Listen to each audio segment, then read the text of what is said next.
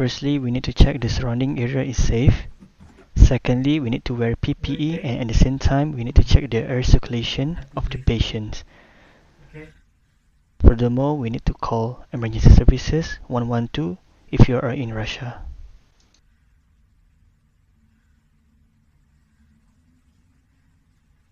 It will help you, okay?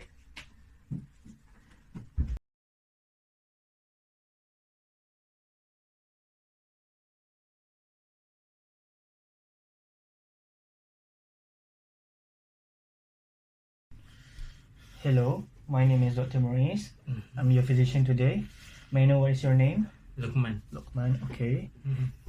How old are you? 65. 65, okay. Where do you living currently? Akhtarskaya 2. Deva, okay, хорошо. What is your occupation, Mr. Lukman? Wilder. Welder, okay. Are you married? Yes. Okay. Your date of admission is today. Yes. And may I know what is your main complaint? Every chest pain. Chest pain, okay. And can you tell me more about your chest pain? The chest pain is very severe and sometimes it radiates to my back. Sure, okay. Do you feel any pain or weakness? Yes. Okay. I assume you have a difficulty to breathe, right? So when this happened, actually? 20 minutes ago after I exercise. After you're exercising? Okay, sure. Thank you, Mr. Lukman. Okay, Mr. Lukman, now I'm going to ask your personal medical history. Do you have any gastric ulcer? No. No. Any allergies? No. Blood transfusion before? Also no. No. Do you smoke? Yes. Do you consume any alcohol or drugs? Yes, okay. Do you have diabetes mellitus? Yes. Any past operations before? No. No. Do you have any tuberculosis? No. Stroke? Yes. Angina pectoris? Yes, presently, yes. And do you took any medications before? No. No. Okay. Thank you, Mr. Lukman.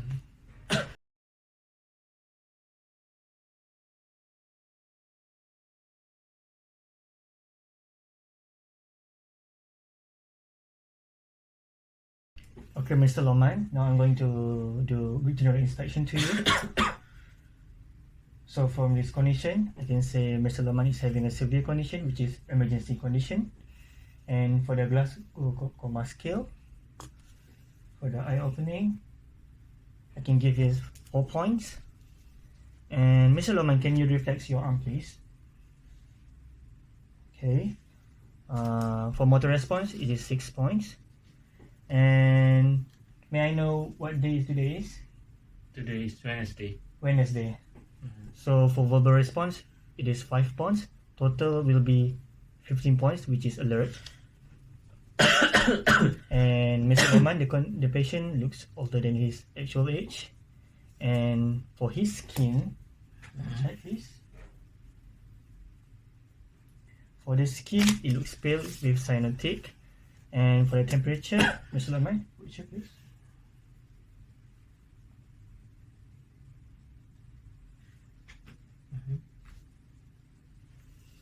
Okay. For his temperature, it is normal.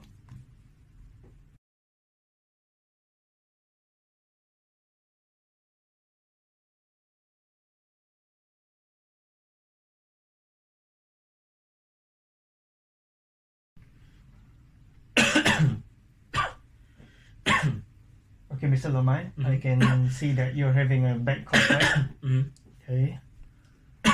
So from this, I can see you don't have any runny nose, no watery eyes, and there's no respiratory secretions. And tell me, please, do you cough with or without sputum? With sputum. With sputum. And may I know what color is it? Pink form. Pink form. Okay. So you're coughing with pink foam color, so I can conclude that your cough is a productive one. Okay. Thank you. Okay, Mr. Loman, for this step, I need you to take your clothes, please. Would you? Okay, thank you. Okay, Mr. Loman, from what I can see, there's a retraction from what I can see from the chest intercostal spaces.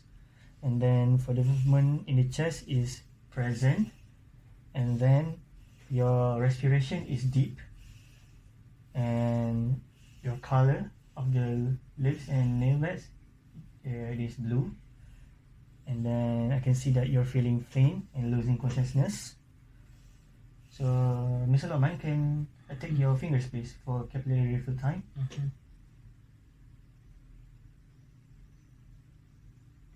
Okay, for capillary refill time is 4 seconds, and your respiratory rate is, which is 30, and you're having difficulty of breathing, which is dyspnea, and you're unable to speak, and your respirations are noisy, and at the same time you have a nasopharynx during inspiration.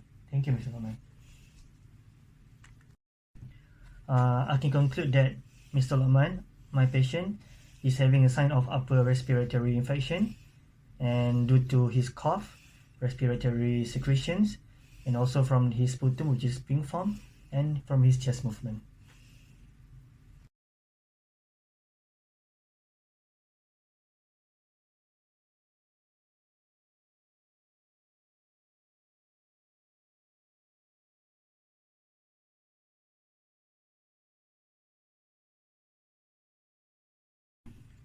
Okay, Mr. Lokman, now I'm going to perform general inspection for your respiratory system. So you're having a respiratory rate of 30, and there's no chest wound. And for the unequal expansion, it is equal. And now I'm going to do your retractions. And then there's a retraction due to your movement of intercostal spaces. And Mr. Lokman, I'm going to check your vocal parameters, okay? Would you turn your back, please? And would you say 99 every time I put my stethoscope, okay? 99, 99, 99, 99, 99, 99,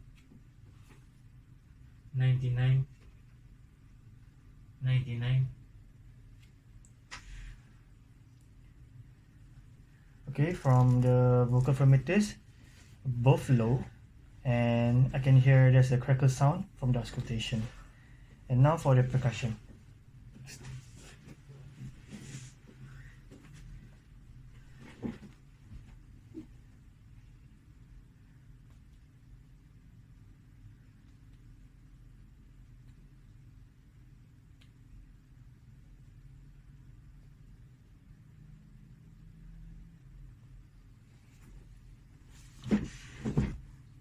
Okay, from the percussion, I can say I can hear that there's a dull sound on both sides, and there's no displacement of the heart and of the aorta, and that's all.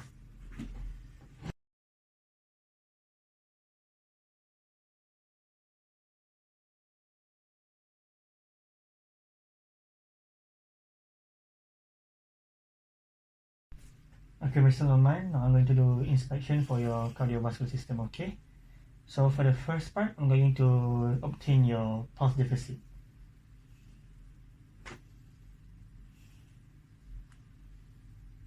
I'm going to obtain your heart rate, okay?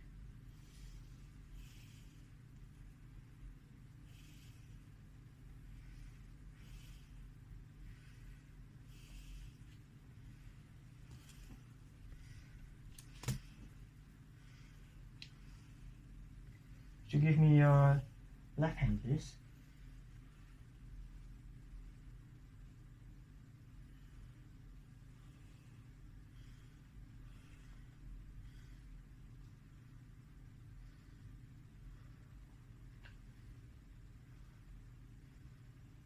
Okay, thank you. So your heart rate is 120 and your pulse rate is 100. So there's a different pulse deficit of 20. And now for the auscultation.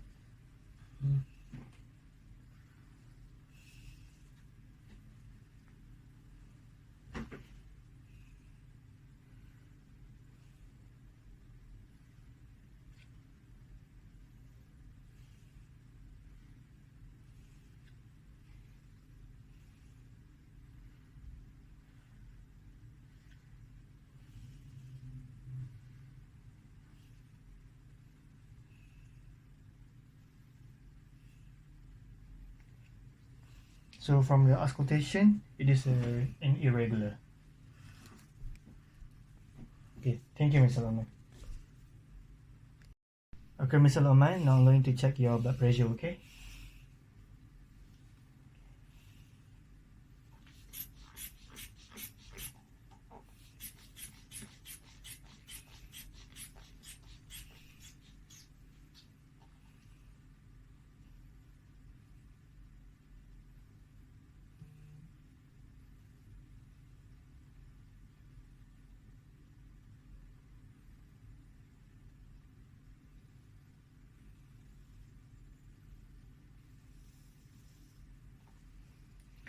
Okay, Mr. Laman, from your blood pressure, I can say that you're having hypertension, which is 90/60, okay?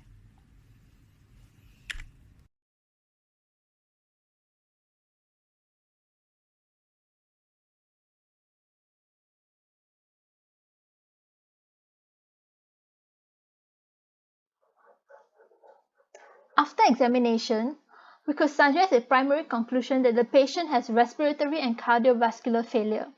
Lab tests were ordered, and we could expect a low partial pressure of oxygen, high partial pressure of carbon dioxide, and also high lactate levels due to decreased oxygen levels.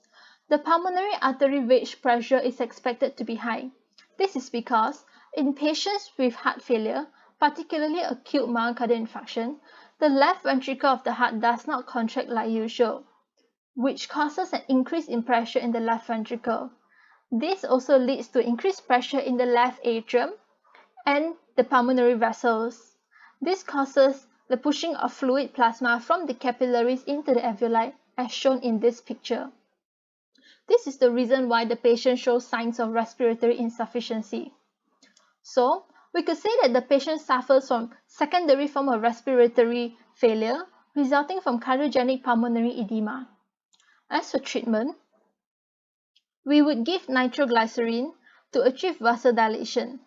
Other than that, we would loosen any tight clothing and place the patient in appropriate position like the orthopenic position. This position helps the patient to breathe as it expands the chest and lungs to allow more oxygen to enter. Normal saline would not be administered as we want to reduce the amount of fluid. Instead, we would give diuretics to reduce pulmonary edema. Oxygen therapy could also be given to help with the breathing.